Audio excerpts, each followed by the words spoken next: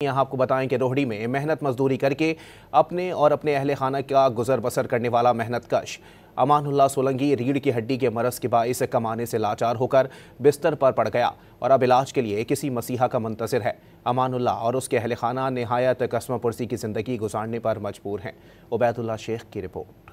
आंखों में आंसू लिए चारपाई पर पड़ा अपने इलाज के लिए मदद की इल्तिजा करता ये शख्स रोहड़ी का मेहनतकश अमानुल्लाह सोलंकी है, जिसे रीढ़ की हड्डी की बीमारी ने अपाहिज व लाचार बना दिया है।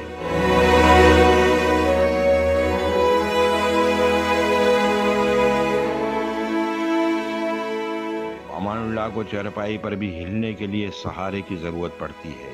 सितम यह है कि उसकी बेटी भी आंखों के नूर से महरूम है। मजदूरी कंदो हुयुमि, बचा पालींदो हुयुमि। मूंखे 20-25 साल आहे मजदूरीअ में। मूंखे 5 न्याणियूं, हिकिड़ो पुटु आहे।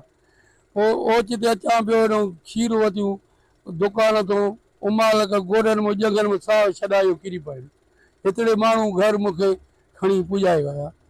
हाणे जेको 5 रुपया माण्हुनि वाट खुदा जे ॾिना, उहे करे मां दवा वठी आयुमि, पर दवा मुंहिंजी चयूं त अञा 2-3 ॾींहं कराची में रहो। मां गरीब वटि कुझु भी कोन हुयो, अल्लाह के नाले को सिवा कोई कोन। जिस दिन से अमानुल्लाह चरपाई से जा लगा, अफलास, भूख और फाकों ने उसके घर की राह देख ली।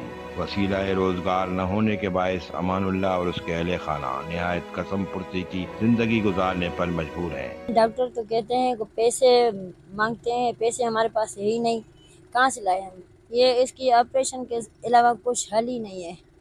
कि वो कह रहे हैं कि ऑपरेशन होगा और पैसे लाइयो तो करेंगे, नहीं तो नहीं। अमानुल्लाह और उसके अहले खाना किसी ऐसे मसीहा के मुंतज़िर हैं जो उनके दुखों का मदावा कर सके। Ubaidullah Sheikh, Dawn News, Sukkur.